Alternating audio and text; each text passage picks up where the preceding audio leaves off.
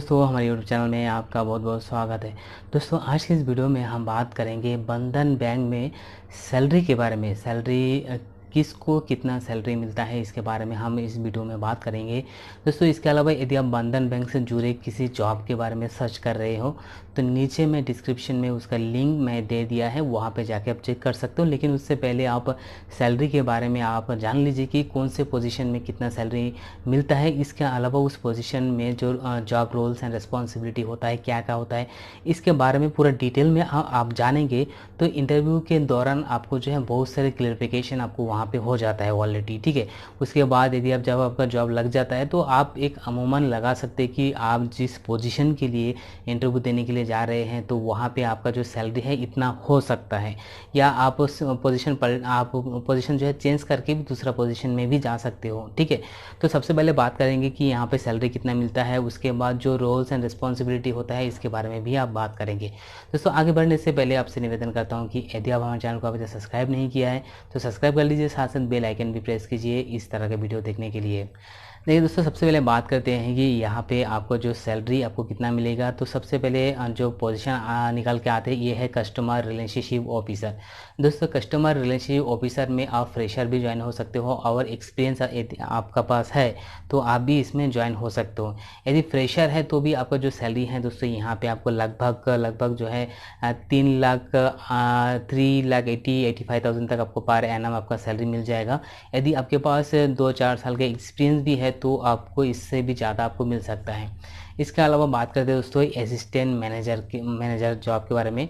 दोस्तों, assistant manager उनको मिलता है जो जिसके पास कम से कम 4 या 5 साल का एक्सपीरियंस है, तो उनको आपको असिस्टेंट मैनेजर का पद जो है वो आराम से मिल जाएगा।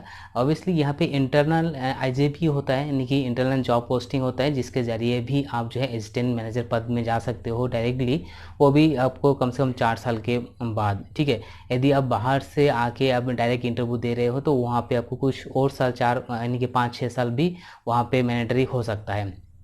खैर कोई बात नहीं, यहाँ पे जो आपको वहाँ पे जो सैलरी आपको मिल रहा है वो करीब 24,000 से लेकर के 30,000 रुपये तक जो है हर महीना आपको सैलरी आपको मिलेगा असिस्टेंट मैनेजर में।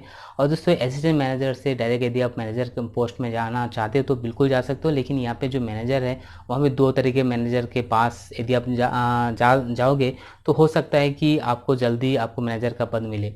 मान लीजिए यदि आप असिस्टेंट मैनेजर लेवल में हो, ठीक है, और आपको मैनेजर पद में जाना है तो ऑब्वियसली आपको मैनेजर के नीचे ही अंडर में ही काम करना पड़ेगा। तो आप इसी तरह से मैनेजर सेलेक्ट कीजिए जो मैनेजर बहुत हेल्पफुल हो। ठीक है, आपको हर समय काम सिखाए, ठीक है, ना कि आपसे काम कराए। उस तरह का कमीना मैनेजर होते हैं, हर ऑर्गेनाइजेशन में होता है। तो जो मैनेजर आपको काम ना करा के काम तो कराएगा लेकिन काम जो सिखाएगा उसी तरह के जो मैनेजर है उनके पास जाना सबसे बेटर रहेगा। ठीक है, तो खैर नेक्स्ट बात करते हैं दोस्तों, यहाँ पे आपको जो है रिलेशनशिप मैनेजर में, या आप कहेंगे तो रिलेशनशिप ऑफिसर के बारे में। तो यहाँ पे भी दोस्तों जो सैलरी है ये करीब दोस्तों 30,000 रुपये के आसपास जो है सैलरी वहाँ पे मिल जाता है। दोस्तों, इसके अलावा हम बात करते हैं अगला पोजीशन के बारे में। तो यहाँ पे दोस्तों निकल के आते हैं हमारे पास बैंकिंग में।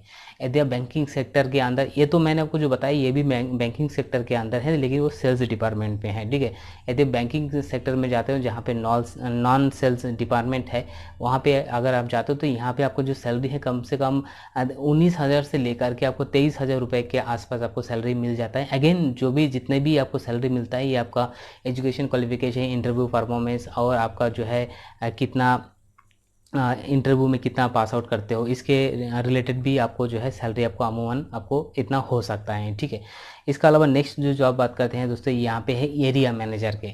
तो दोस्तों एरिया मैनेजर में यदि आप जाते हो तो ये भी बहुत बढ़िया एक जॉब है। एरिया मैनेजर ऑब्वियसली आप एरिया मैनेजर है लेकिन ये एक मैं आपको कहूँगा इनडायरेक्टली एक सेल्स मैनेजर है। ठीक है, क्योंकि आपको एक एरिया दिया जाएगा, वहाँ पे आपको बैंक की तरफ से कुछ प्रोडक्ट आपको दिया जाएगा जो उसी एरिया पे आपको जो है आपको सेल्स करना होता है। ठीक है, आपको ये सेल्स आपको कोई चीप जॉब नहीं है, बहुत बढ़िया जॉब है दोस्तों। एरिया मैनेजर होना भी आपको 2-4 साल का एक्सपीरियंस होना जरूरी होता है, तब जगह मिलता है। उससे पहले भी मिलता है लेकिन आपका जो टैलेंट है उसके ऊपर डिपेंड करता है। यहाँ पे जो आपका सैलरी मिलता है एरिया मैनेजर का वो भी कम से कम 20 से लेकर के 25,000 रुपये तक सैलरी आपको मिल जाएगा, 24-25,000 तक मिल जाएगा।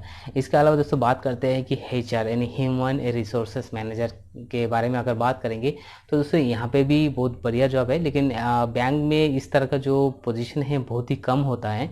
यहाँ पे अगर मान लीजिए आपको 70% गर्ल्स का होता है, 30% आपको जो है जेंट्स का रेशियो हो सकता है, ठीक है। गर्ल्स ज़्यादातर ही HR डिपार्टमेंट होते हैं और जो बॉयज़ है मेंस है वो थोड़ा कम ही होता है। यहाँ पे भी आपका जो सैलरी है दोस्तों ये HR डिपार्टमेंट में कम से कम 5-6 लाख रुपए आसपास इसका सैलरी हो सकता है पर ईयर के हिसाब से, ठीक है।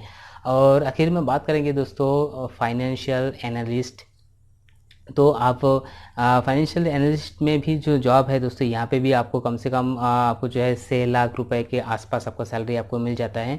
इसके अलावा बहुत सारा और भी डिपार्टमेंट है जैसे कि डेटा एंट्री डिपार्टमेंट है, टीम लीडर है, असिस्टेंट टीम लीडर है, ठीक है। उसके बाद ब्रांच हेड है, तो और भी पद बहुत सारे पद है। तो इसी के बारे में यदि आप जानना चाहते हो तो नीचे कमेंट बॉक्स में आप मुझे लिख देना कि कौन से पद का आप सैलरी जानना चाहते हो, चाहे वो टीम लीडर का हो या ब्रांच हेड का हो या ब्रांच मैनेजर का हो, ठीक है, या आप कोई भी अदर डेटा एंट्री का हो या कॉल सेंटर का हो।